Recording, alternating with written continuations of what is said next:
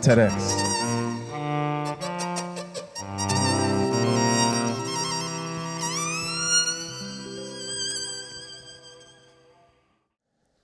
It was just before the year 2000 that my 2-year-old boy realized for the very first time in his life that something was really terribly wrong with his father. And on that day, he spoke 3 little words that ultimately transformed my whole life.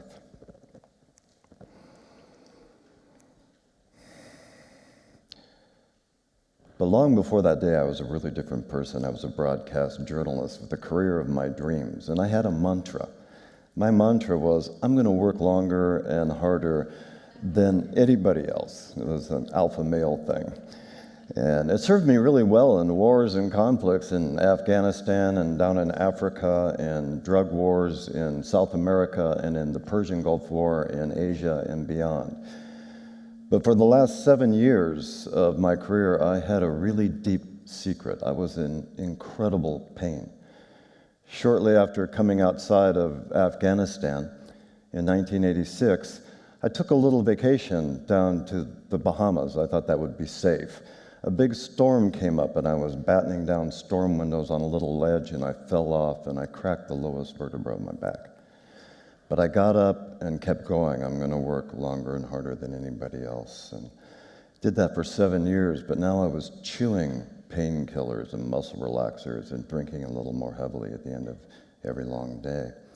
And then in 1993, on assignment in the Philippines, that vertebra snapped open, and I fell on the ground with a fully broken back, screaming in pain. I was eventually brought back here to San Diego.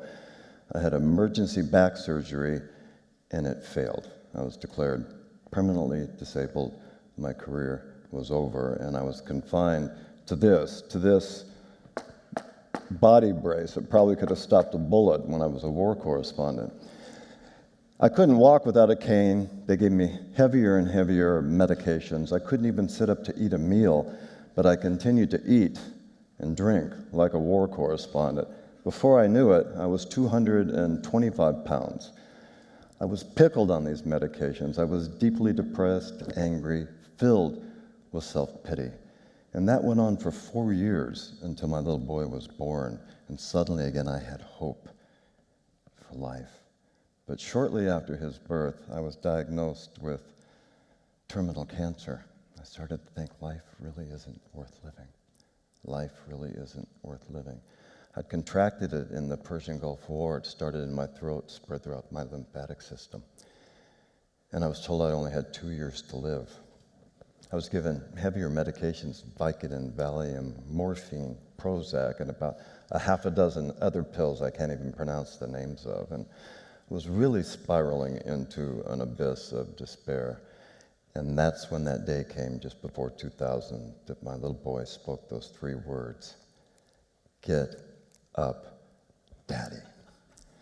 And it touched me in a place that I didn't even know that I had. And I thought, I don't know how to get up, but at least I can get off all of these drugs and the alcohol and out of my depression. And the gift I can give my son is to die with dignity. So I checked into a rehab hospital, and I detoxed cold turkey. I went through many dark nights of the soul. And then I ultimately, by just good fortune, I found mind-body medicine and yoga. These are things I would have scoffed at when I was a cynical journalist. But I embraced them like a fanatic.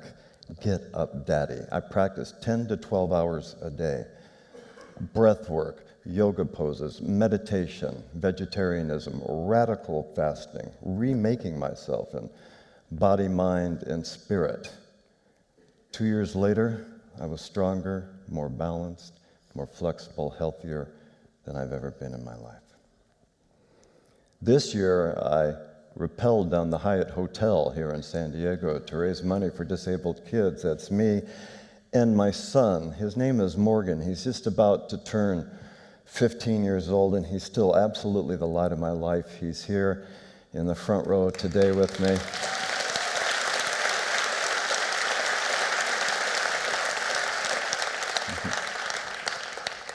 I love you, Morgan. The reason that I'm sharing this with all of you is that I've come to learn in the work that I do now that we all have a power deep inside of us to overcome what often seems like insurmountable obstacles. We have a power to grow and to heal and to manifest our very fullest potential. It's always there inside us. And when we anchor into a positive emotion, the whole world rises up to support us. And you can do this too.